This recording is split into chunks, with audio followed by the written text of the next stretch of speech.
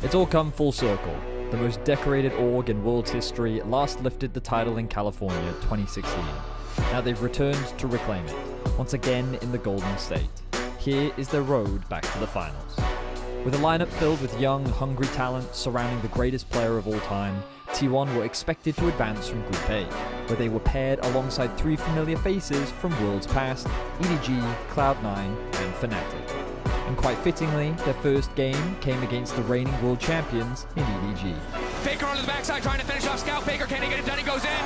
He takes down Scout, that's going to be one. Oner waiting over the wall, T1, Guma now running. They're split, they've been knocked down. They might just be knocked out. TP coming in from Faker for the triple for Guma. After their dominating win in Game 1, T1 were quickly brought down to earth by Fnatic and ended the first week of groups in a three-way tie for first. But in the second round robin, the OCK Titans came back with a vengeance. Faker has never gone out second, and he is not looking to start today. T1 will take their time finishing this, but they will exit their group 5-1. In the quarterfinals, they were looking for revenge in a rematch of the MSI 2022 finals.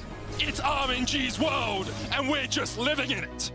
It was time for another installment of the most played matchup on the international stage, the iconic T1 versus RNG. And with a monster performance from their top lane superstar Zeus, they had full control in Game 1. But on the blue side, it looked like the MSI champions were going to bounce back with a convincing win, as T1 went for a Hail Mary at the Elder Drake, and Faker once again proved why he is the GOAT. The ult is massive, the hostile takeover is big, Shadow on the backside, no, T1, how can you make this happen?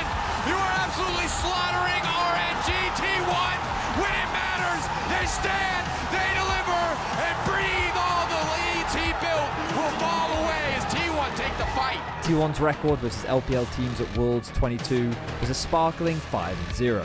But in the semi-finals, they would level up to face the ultimate raid boss, current LPL champions JDG. And Game 1 certainly lived up to the hype.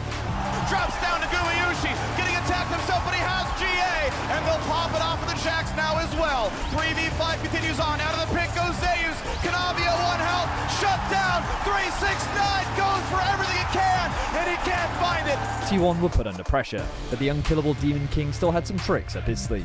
They're going to double TP up there to try and trade for this dragon. My word. And it's in the fog as well, they have no idea. The realm ward. Pings. Oh, they spot Gumayushi. That ward is clutch, but do they have the time for it? They're running as fast as they can. It's going to be 369 TPing in. He'll buy time, but will it be enough? Kanavi needs to get into the pit. He's got so little time. Smite it away!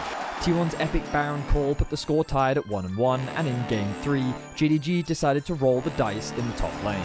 They turn back, he burns a stopwatch, and that's going to be him safe. The barrel hits too. 369 does what he can, but he's got no team. Burns the stopwatch, immunes the fear, but it's not gonna matter! T1 had bounced back with two convincing wins, just one win away from making their first World Finals since 2017.